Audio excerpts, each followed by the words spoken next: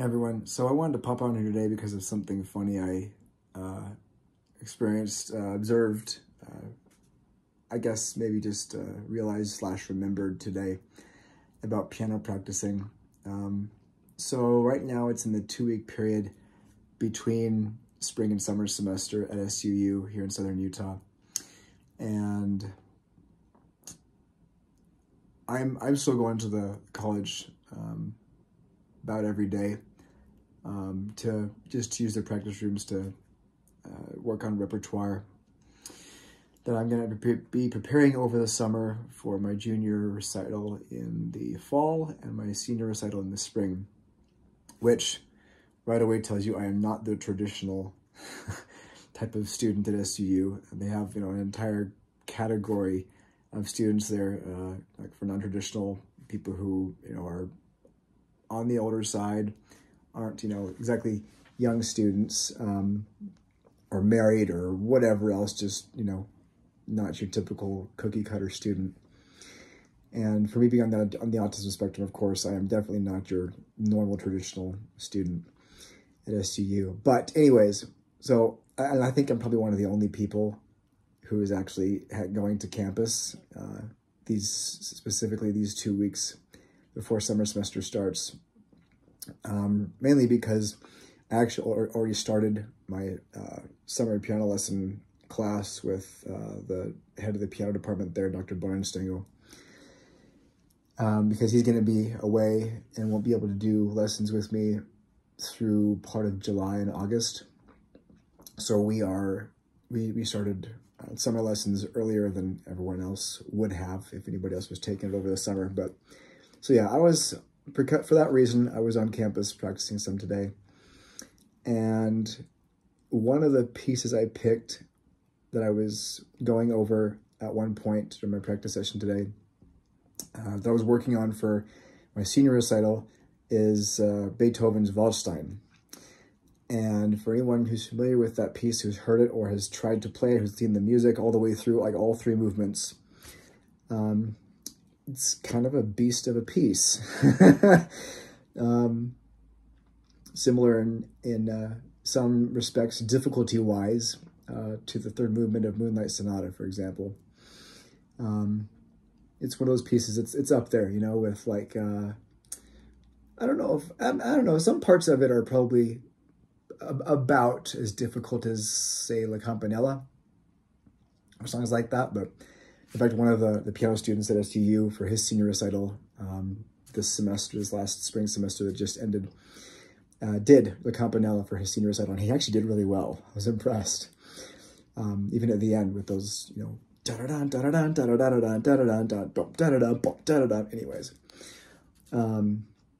So anyways, I was practicing there today, and it was kind of cool what happened. I was practicing the Waldstein, and the head of the string department, Dr. Soon, comes by, knocks on the door, and turn around, stop practicing. Oh, hey, how's it going? And he's like, oh, I didn't know you were here. It's good to see you. Just came to see what you were playing, and it sounds really good. Like that piece. And he goes, your technique is really, really good. Just maybe slow down a little bit. I'm like, I just laughed because I'm like, yeah, that's been a lifelong struggle of mine, but which I have been improving at recently, especially in preparation for one of my honors projects. My capstone project here at SUU is actually going to be making a professional recording, since I'm a commercial music major, making a professional recording of my senior recital, the entire program, as well as one song that, at least one, maybe 2, that one of our band's Direct Currents is going to be playing, learning that I wrote. And I think there was another one, I forget. There's a 3rd thing I was going to record. I'll have to look at my capstone proposal again to remind myself. But anyways, I'm, kind of upping the practice habits, like really trying to do, what Dr. Bornstengel said at the college, and just really slow things down and make sure I get that really good, perfect recording sound. And so when I told him, yeah, it's a big weakness of mine, Dr. Soon's just like, oh, that's everybody's weakness. Everybody has trouble slowing down when they're practicing sometimes. And I'm like, okay, good to know. but it reminded me, you know, and this is kind of what I wanted to get to, is for all you music and especially piano nerds out there, whether you've just started playing or whether you've been playing as long as I have, you know, I've been going at it for about 30 years now. Or maybe if you're even more seasoned than me, if you're been playing for, you know, 40, 50 years, if you're, you know, old enough to have been playing that long. Just something to remind everybody about is that the people who can learn to enjoy, you know, really digging in deep, paying really close attention to all the little musical nuances, the details, the tone quality, the character of the dynamics of emphasis on little tiny minute aspects of whatever technical work you find in your pieces, be it really weird chord or scale patterns or whatever it is. It's worth it. It's interesting because every time Dr. Soon has talked to me about my music efforts at SUU, stuff I'm writing, like, in fact, that's right. That was the other thing that I was going to be recording.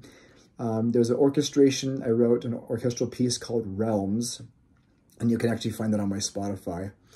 On the album Classically Divergent, there's an orchestral piece on there called Realms, and I'm going to be recording that with, instead of just the MIDI production that I did of that song that's on Spotify now, I'm going to be recording a live performance of that next spring, so that's going to be fun. But I just wanted to pop in here to let everybody know, just that experience today with Dr. Soon knocking on the door reminded me that, you know, that meme, that little, with the little assignment, the elementary school kid, they're learning about cause and effect, right? And it has a picture of the piano with a kid. And the question is, cause, this is the first part of it is, what, or no, sorry, the question goes, sorry, the statement, let me correct myself. The statement says, Johnny, or whatever his name was, Johnny practices piano for 30 minutes a day. Effect, and there's a blank. And the kid writes, Johnny is a big nerd. And I'm like, that's true. But you know what? It's a badge of honor. Don't be afraid to be the person who's the only guy, girl, who, you know, only person going to practice when everybody else has gone home. You know, that doesn't make you weird. It makes you special. It means you're dedicated. It means you're going to be good enough to be the only person who actually cares enough to practice and master your craft. Whatever instrument you play, whether it's guitar, piano, harp, brass, wind, strings, whatever it is. Don't be afraid to do what I did today. Be the only person who's still sticking around practicing when no one else is there or wants to. Because that kind of dedication is what it's going to get you to master your instrument, to be the very best of the best, wherever you are. You keep doing that, and that's what's going to happen. Being a nerd is a good thing in music. So just something to think about today.